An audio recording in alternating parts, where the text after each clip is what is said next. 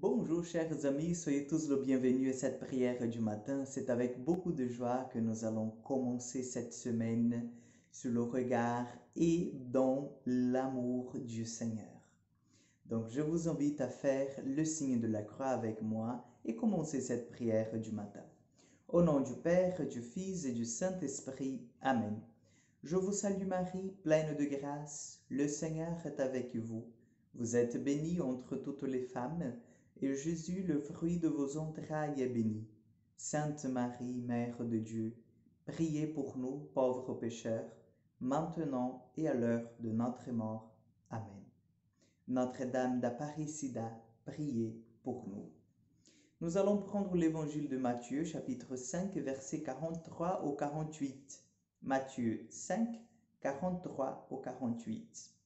En ce temps-là, Jésus disait à ses disciples, « Vous avez appris qu'il a été dit, tu aimeras ton prochain et tu haïras ton ennemi. Eh bien, moi, je vous dis, aimez vos ennemis et priez pour ceux qui vous persécutent, afin d'être vraiment les fils de votre Père qui est aux cieux.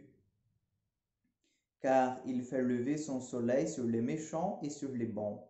Il fait tomber la pluie sur les justes et sur les injustes. En effet, si vous aimez ceux qui vous aiment, quelle récompense méritez-vous?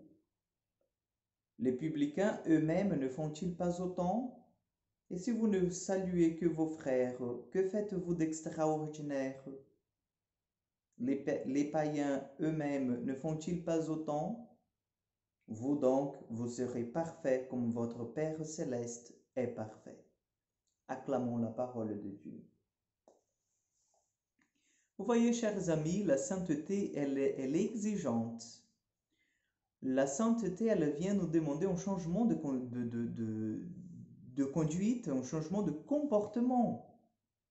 Nous ne pouvons pas tout simplement dire, oui, je fais le minimum et je veux devenir saint. Pour devenir saint, il faut entrer dans la logique du Seigneur.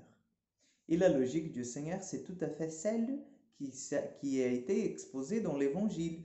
Ben écoutez, tu aimeras ton prochain et tu haïras ton ennemi. Ben quel est, chers amis, l'avantage qu'on a d'aimer ceux qui nous aiment?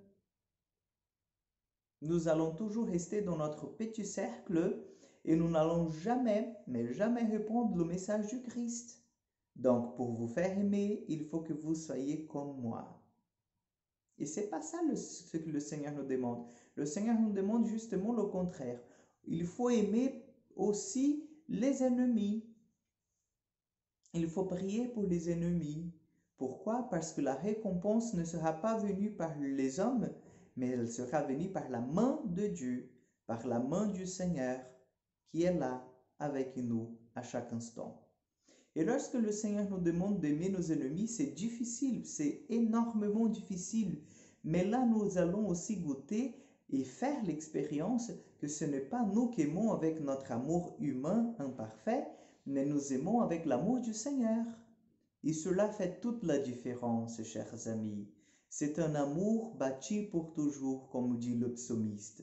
Donc c'est l'amour de Dieu, c'est l'amour en fait qui n'a pas de principe et qui n'est pas conditionné par des choses extérieures, mais c'est un amour inconditionnel. Donc aimons nos ennemis, prions pour ceux qui nous persécutent, et là nous serons sûrs que nous sommes dans le chemin de la sainteté, la voie de la sainteté, la voie de la perfection. Comme l'Évangile nous dit, vous serez parfaits comme votre Père céleste est parfait. Et ne me dites pas, ah ben je ne serai jamais parfait, je ne serai jamais parfaite.